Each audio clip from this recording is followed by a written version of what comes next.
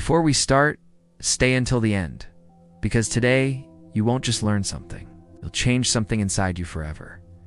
Do you believe you're in control? But what if I told you your decisions have already been made before you even decide what to wear, what to say, even how you'll react to the next message you receive?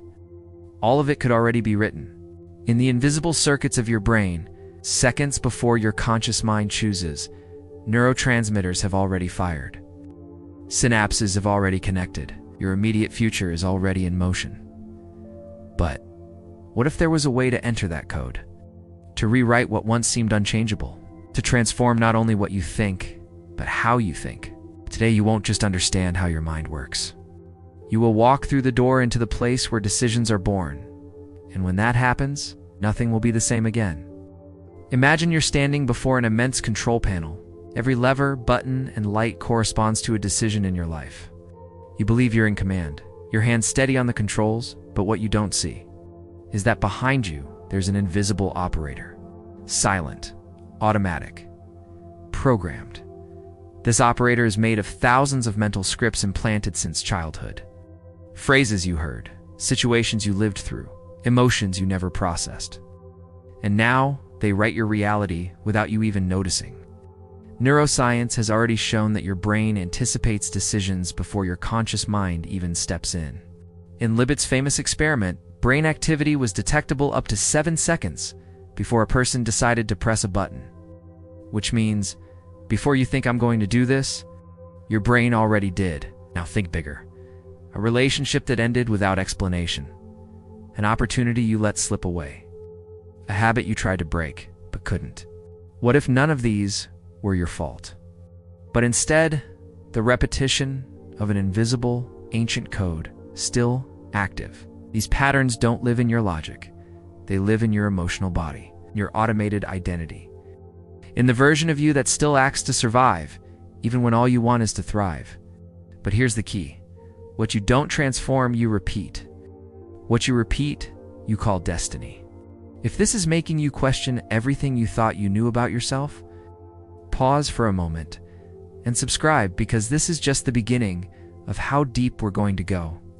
Today, we're going to open that code, not to give you ready-made answers, but so you can see with your own eyes who is really making your decisions, and, more importantly, how you can take authorship of your story from now on. Have you ever stopped to wonder why certain triggers paralyze you? Even after years, a single unanswered message, an indifferent look, a sharper tone of voice. Suddenly, your body goes into high alert. Your heart races, your breath shortens, your mind spins with catastrophic scenarios. This isn't imagination, it's pure neuroscience. Behind this reaction, there's a circuit. The hippocampus stores the facts. The amygdala attaches emotion to what was experienced. Every time you live through something impactful, these two centers record it with an emotional tag. And that tag decides how the memory will be interpreted in the future. You don't remember what happened. You remember what you felt while it happened. Here's the danger. The brain isn't a library. It is an editor.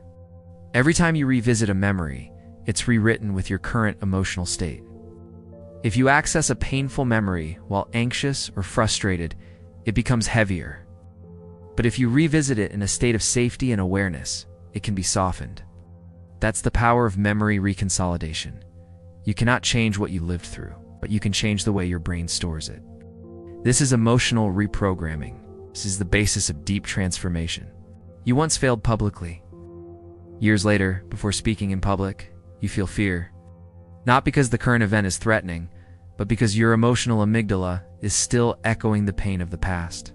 The past only has power when you relive it through the same old lens, and that lens is the lens of your inner narrator, the invisible operator.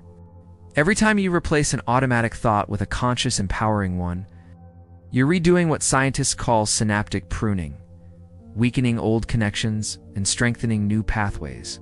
It's not magic. It's brain mechanics. Repetition, consistency, emotional intensity.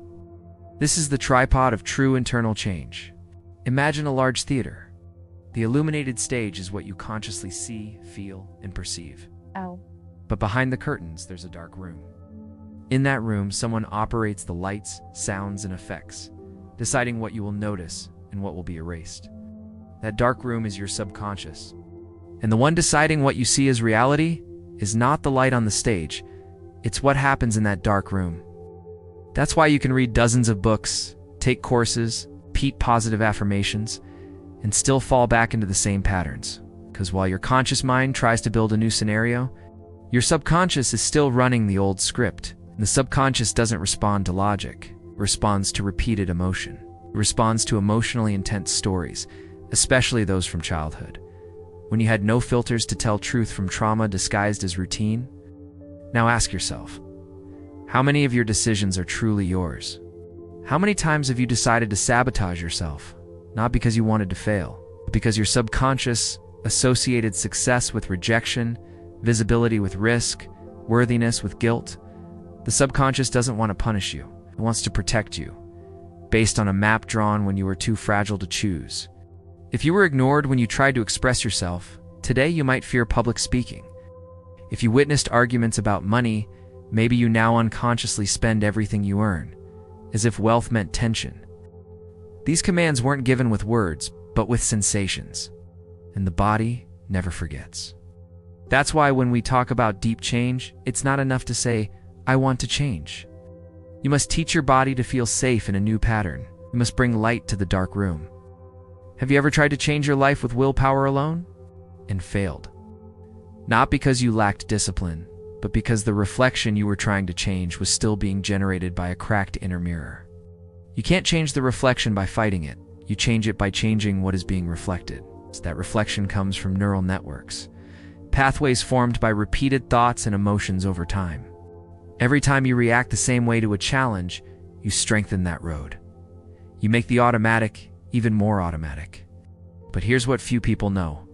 The brain is plastic, and neuroscience has a name for this phenomenon: experience-dependent emotional neuroplasticity.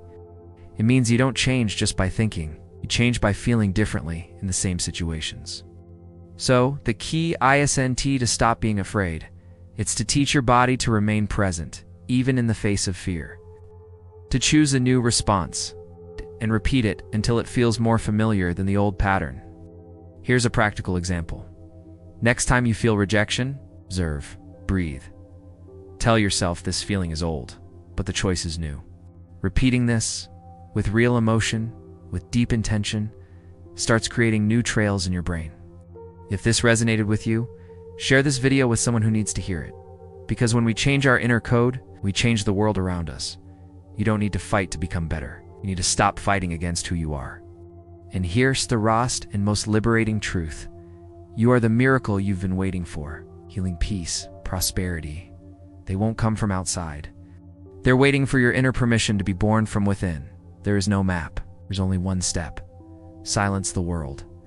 And listen to what has always been there. Close your eyes. Breathe. Feel your body. Feel the space between who you have been and who you are about to become.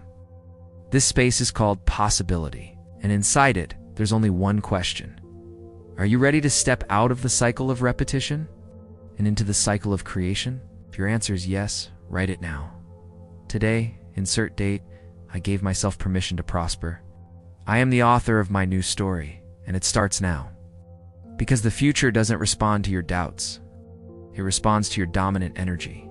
And from now on, each thought is a brick.